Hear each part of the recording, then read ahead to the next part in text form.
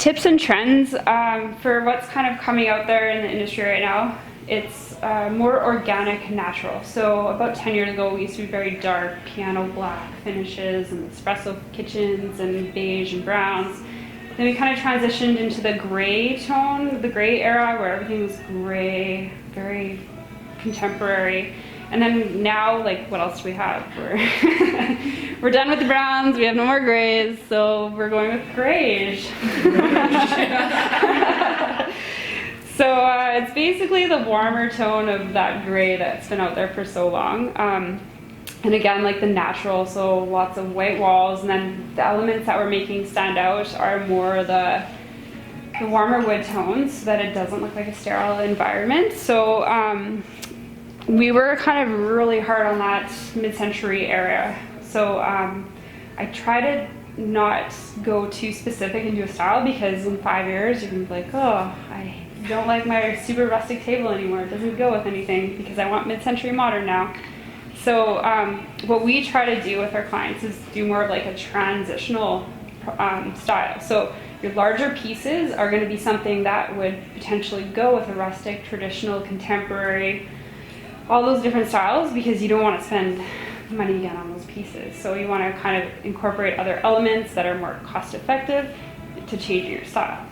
So, so yeah, the walnut thing, mid-century modern, when people try to go too specific in that, walnut is very clean and classic, and then when you try to mix really rustic stuff with it, doesn't necessarily work. So yeah, just kind of when you're doing something like that, just make sure you have that in mind, that you might not want to keep the same thing for 10 years if it's very specific. I loved my my grandparents' antique furniture about like 5 years ago, and there's no way I would do that again. When I was like in the refinishing things, I was like, oh, lots of detail and stuff, and I'm very like ultra modern and contemporary now, so I had to get rid of all that stuff like 5 years ago. So personally, I learned that from the hard way too. And then white, like again, very neutral color, but then you want to make some warmth in the space, so incorporating some wood tones and then some off-whites in there as well. How everyone's doing kind of their white cabinets and stuff. You just want to have some warmth.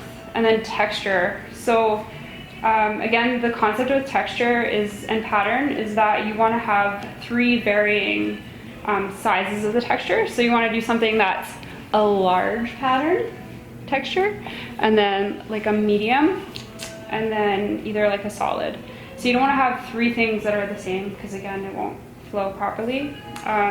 But this is kind of a combination of what we're seeing nowadays. We're doing like the natural wool, lots of exaggerated fluffy texture, and then some of the mustard velvets just for warmth, and then this extra fuzzy teddy bear stuff here, which is amazing right now. There's lots of it out there. Lots of big fluffy chairs and that. So yeah, this is kind of the trends that we're seeing right now. Very neutral, so like when you see neon pop art come back and you want to throw in some like ultra bright yellows and greens and stuff, you can totally do that with that.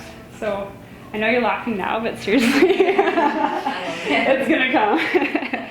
We're probably like 5 to 7 years behind Europe, and I totally saw that in Europe when I was there last time, so it's probably coming soon. But keeping the stuff neutral, like the stuff you're gonna spend money on, is the best way to do it.